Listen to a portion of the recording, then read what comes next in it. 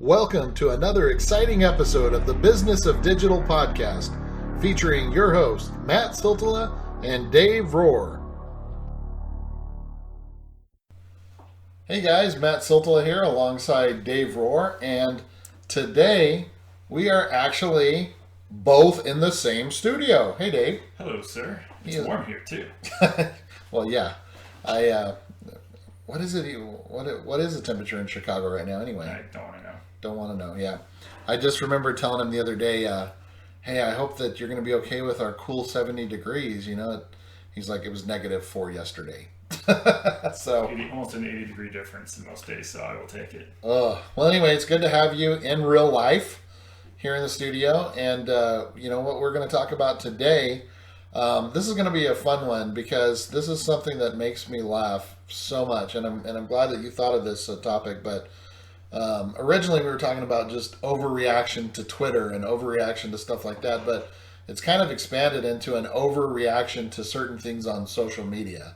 I think the article that used to, you know, that kind of gave you the idea, and you could get into this and talk about it, but was recently at the Oscars with Bradley Cooper and Lady Gaga and their performance. Yeah, their performance, and just kind of how Twitter just exploded and all the, oh, they're in love and all this. And anyway, why don't you go ahead and jump into it and kind of set the stage for us here? Maybe they are, maybe they're just actors. I don't know, and it doesn't really matter to me. I just found it interesting just how some people were so polarized and so involved and had to let everyone know that this was, you know, whatever they thought of it. It was horrible, or this was great, or this made my day.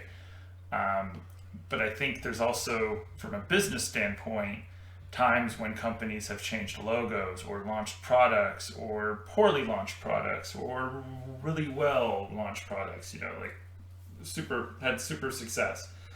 And Twitter, there could be 5 people that just go off on a tangent, or there could be 500 or 50,000. But I think it comes down to, for a company, what is that tipping point? Yeah, so basically what you're saying is, who do you listen to? You know, one of the examples here that we have is you have a CEO and 2 employees that don't like a certain particular thing, but yet you have 1,000 people online that love that certain thing.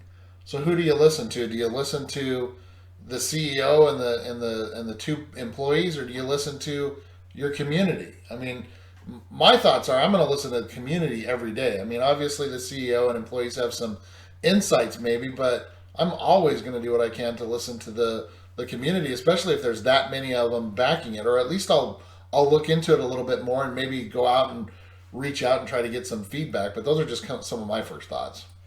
Well, and if there's a product manager that is saying I have data, and I think it also goes back to, if you're overreacting to social, or you're overreacting to one investor, or overreacting, and what that overreacting could be is probably different for every single company. You know, you have how many people in your company that have stock or share or major owner. There's a number of people for every company and every project, every campaign, you know, and so on. But if there's not metrics, there's not a plan. If you're a product manager or product owner, depending on what people want to call it, and you have certain metrics, and all of a sudden you do what they call an NPS and reach out, and like for you, say you were to do an NPS and you come back with half of the clients are super happy and half of them aren't. Okay, well that for me would be a flag of, okay, we're succeeding here, but we're failing here. Why? Right. If you don't have those metrics and you don't have something, then you have to rely on internally or wait until there's a fire to put it out. Because now all of a sudden someone's online or saying bad about your company or a person, and now you have this overreaction because, we're doing this horrible job. But maybe they just had a bad day. You know, if you don't have those data and you don't have those points, there's nothing to point to. Yeah, there's nothing to guide you on. Well, this makes me think of, because one of the things that we were talking about before we started recording was, you know, overreactions on Yelp and stuff like that. Yeah. And so, you know, I think of, you know, we're here in Arizona, and the one that comes to my mind was the ABC Bakery. Yep. And I think they were even featured on a television show. I can't remember which one it was, but they had their own show. Was it their own show? I think they got their own show. Yeah, and anyway, like that lady was crazy, crazy, and so like she couldn't even react to any like I mean, forget about just online overreaction, just in store customers there, like running them out, chasing them out. Um, I mean, that's just not good business. No. So like, what are your thoughts? Like, let's say that I'm a business owner and I own a restaurant and I have, obviously I care a lot about my product and my food or whatever it may be. And I get some people that come on to Twitter or Yelp and leave me some negative reviews. Like, what's the best way to handle that? I think you should already be talking to your managers and your staff on a regular basis at a restaurant and saying, okay, this month, what problems did we have on an ongoing basis? What things could we improve internally? And if you're not doing that and asking your managers or your the people that are in the trenches dealing with the customers and or the product that you're serving, and then they'll say, even if they don't give names, they'll be like, oh, well, there was a shift where we had a lot of, food going out that was wrong. Or we had this one shift at the plant where, we put out some bad product. Or we had, this one campaign or this one link builder, this one agency we worked with on this one project. They did good on this one, but when we worked with them on this one, I don't think it's what they should be working on. That right there is something I hadn't even thought of, but like what a fantastic idea for every one of you, whether it's the reviews that you get on Yelp or if you go look at your Google local and you read your reviews or even Facebook reviews, having some sort of inventory at the beginning or end of the month, however you want to do it.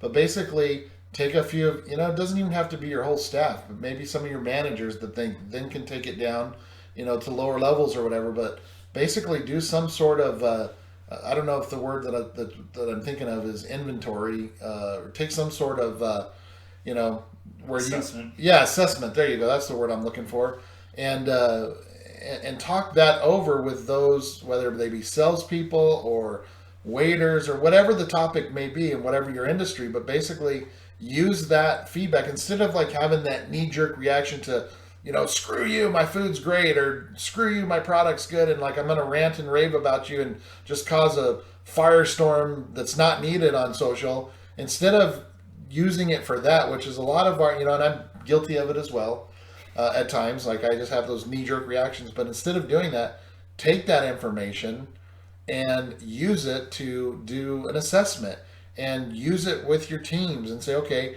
just like you said, Dave. Here are some of the areas where people are having the most issues with. What can we do to improve?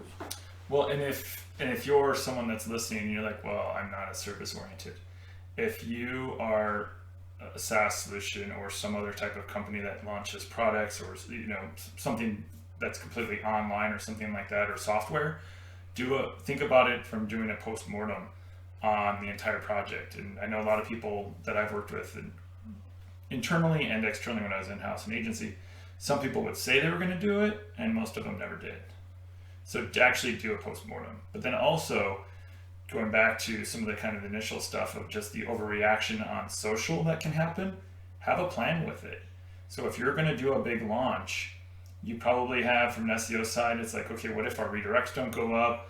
What if we have pages that are missing? What if we screw up and our robots, or robots.txt says don't index? There's that kind of, thinking through. And the PPC side of stuff, they're probably like, okay, well, we need the creatives, we need it approved, we need the landing pages up. The social people are probably like, oh, this. But does your social and PR team have a plan about how to deal with people giving feedback that is negative? And it goes back to the whole, if you have 5 people or 50 people or 5,000 people on Twitter, but all of your customers, all of your prospects are like, this new product rollout is awesome. That reminds me of just talking about all this from it goes perfectly into a thought that I had on Glassdoor. Okay, so Glassdoor, I've had people approach me like, hey, I have this person that used to work for me and they're just destroying me, and how can I fight them? The conversation was always like, how can I fight them, and how can I get this removed, and what can I do about this, because it ranks so high for our name and this and that. And so I think that we need to switch our thinking from how can I react to that one person and what they think and what they say versus how can I create the plan that you're talking about to like if this Glassdoor is not going away, or these were like No. for us for years it was rip off report Yeah. and trying to fight that instead of trying to figure out ways to make that go away, how can you use those to your benefit? Okay, create a plan, put some kind of plan in place where if you have happy employees, approach them and tell them, hey, look, we're on Glassdoor, and if again, I don't know how you would go about it, but having that approach of let's have a plan of attack ahead of it before just trying to react to something, I think is what you're trying to say. And you could institute a plan, but it would take, and this is going back to the, do you have a plan for this type of stuff? If you want to combat something like Glassdoor, and then it starts with the HR and the enrollment and the 1-year review, where maybe you ask them, it's like, hey, no pressure, but if you could next quarter at some point or next year, take a look at Glassdoor, or take a look at this, LinkedIn, or if you're in there or somewhere, wherever it is, have them suggest it. But then, do you have a plan to monitor Yelp? And is your plan to, like you said, combat it, or is it actually to do a real assessment and fix it? Yeah, because I remember forever, and again for several years, when I used to do a lot of reputation management. It was like, do a Google, like put this keyword in and see what happens, and like the first 2 results are rip off report and complaints board, and Yeah. how do I get these pushed down? And for years our methods were, all right, we're going to create all this stuff to just push it down and get rid of it, versus how can we create the kind of stuff that's going to be there and take that over in the first place, or prevent that from happening. That's a lot more work, though. It is, It's but a lot more work. but it's more sustainable. It is much more sustainable. It should be. And so that goes back to your point of, I think it's much easier and less work if you have that plan. Yeah. And I think that's the point of what we're trying to say here. And so, again, just with certain overreactions, whether whether we're specifically talking about stuff that happens on Twitter. I mean, we recently had a situation. I don't really want to get into a whole lot of details, but just certain people being called out in certain industries, and they have nothing to do with certain things that happen with world news or whatever. They just happen to be a part of certain industries. Like how you go about handling that, and how Twitter reacts, and how things. I mean, it's huge. It's important to the individual and their brand. It's important to the company and who they represent. There is so much more that you guys like that's being represented than you realize. And that's how come you have to just take a pause and think about stuff like this before you just jump in and have just crazy overreactions, because it could make or break you in this day and age. Well, and then there's not even just social, to take it even offline. I've been in situations where we were doing a new site build, a new site migration, and the CEO asked one person who wasn't our target audience, that wasn't involved with all of the decisions that have been made for the last 6 months, and they didn't like one aspect of it. And suddenly they wanted to make a knee-jerk reaction to change things 2 or 3 weeks prior to launch. And I think actually we were already in QA mode. I think we were supposed to launch the next week or 2. And they wanted to know what all of these changes were going to be. And so then I had to sit down and spec out the hours, the amount of time, the impact, and detail all of this stuff out. And when I gave it back to them, and all of a sudden they were like, they valued this person's, what they suggested, but clearly not enough to offset all of these other changes. But for me, it was also frustrating because we had done all this work. They and all sorts of other people had signed off on stuff for months. And here we are almost at the finish line, and one little suggestion from one person could override all of that stuff. Yeah. And I thought we had gone down that line and been able to prove stuff, but clearly we didn't have either metrics or things in place for them to quite understand the ramifications of such a change and such a reaction. Yeah. I mean, because that was truly an overreaction to a single suggestion. And maybe they just didn't understand the true ramifications of what they were asking. Because once I laid it out, they were like, oh, okay, never mind, don't worry about it. But that, as I went through it, it made me wonder, did we fail somewhere? Or was it just, did I misinterpret their question? And that might be something, 5 people on Twitter or a couple people on Facebook complaining about something, one internal person who just has the ear of someone can easily take down an entire project or completely pivot something.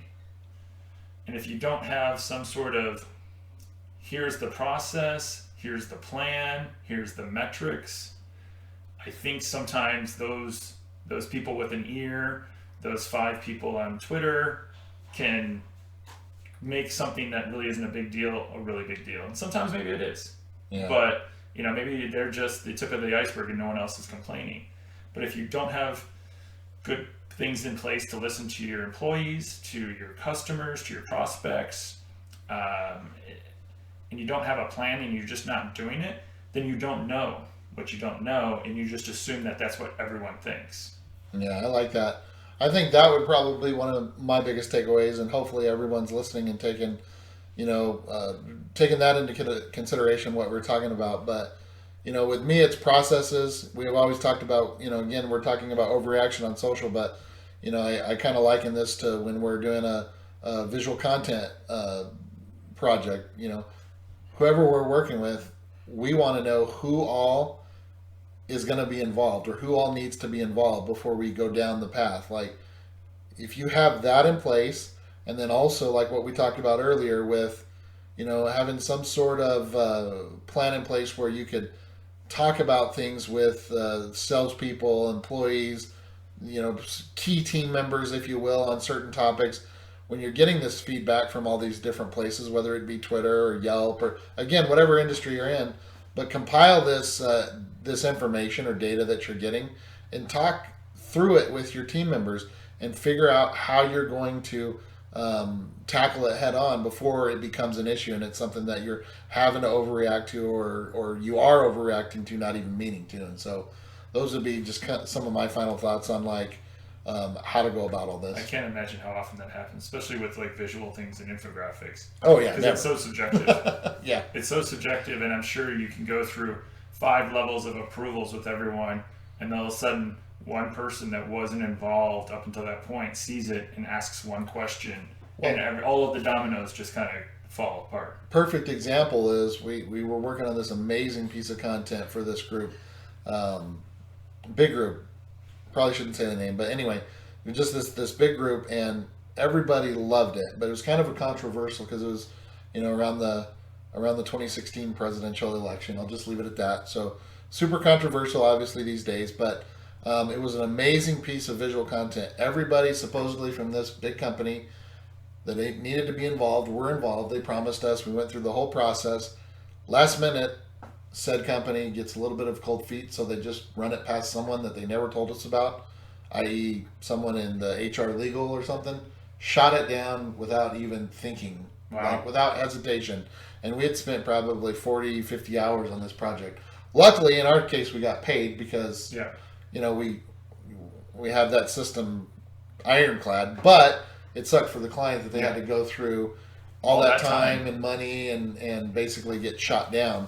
And so, and a lot of times the reason I'm bringing it up too is because sometimes it doesn't work out so great for the agency as well. Yeah.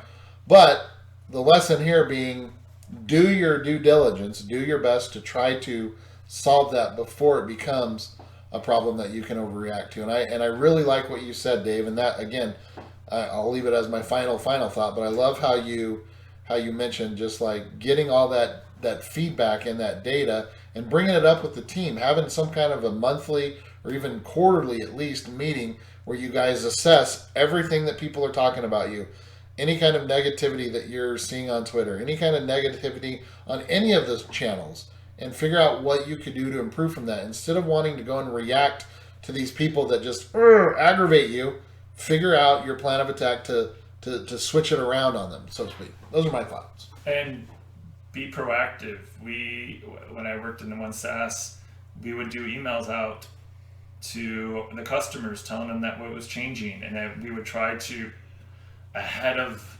that going out, give them screenshots and let them know that processes are changing inside of the system.